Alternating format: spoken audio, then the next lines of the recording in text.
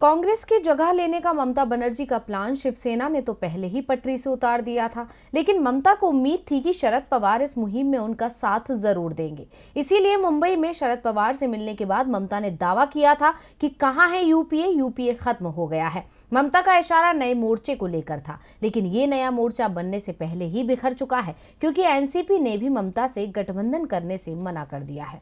UP, Punjab सहित 5 राज्यों में विधानसभा चुनावों का ऐलान 1 महीने बाद हो जाएगा। चुनाव आयोग ने इसकी तैयारियां शुरू कर दी हैं, तो दूसरी ओर राज्यों में राजनीतिक दलों ने भी तैयारियां तेज कर दी हैं। नए राजनीतिक गठबंधन तैयार हो रहे हैं, तो कई नई राजनीतिक पार्टियां भी चुनाव मैदान में ताल ठोकने को तैयार है।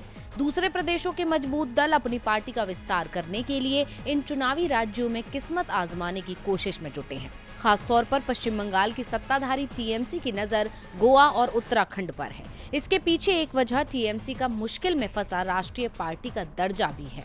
पार्टी इन राज्यों में अपना जनाधार मजबूत कर राष्ट्रीय पार्टी के दर्जे को बचाने की कोशिश में है। ममता बनर्जी की पार्टी टीएमसी पहली बार पूरी दमखम से गोवा और उत्तराखंड में चुनाव लड़ने की तैयारी में है। पार्टी ने एनसीपी और शिवसेना से गठबंधन के संकेत भी दे दिए थे। गठबंधन की संभावनाएं तलाशने के लिए ममता बनर्जी मुंबई भी गईं।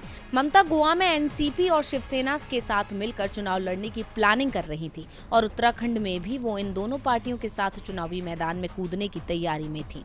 लेकिन शिवसेना ने तुरंत ही साफ कर दिया कि वो कांग्रेस के ही साथ रहेगी। लेकिन हर बार की तरह पवार ने तुरंत ही कोई फैसला नहीं किया, जिससे इस बात के संकेत मिल रहे थे कि पवार ममता बनर्जी के साथ जा सकते हैं। लेकिन अब एनसीपी ने भी साफ कर दिया है कि वो टीएमसी के साथ ना गोवा में और ना ही उत्तराखंड में गठबंधन करेगी।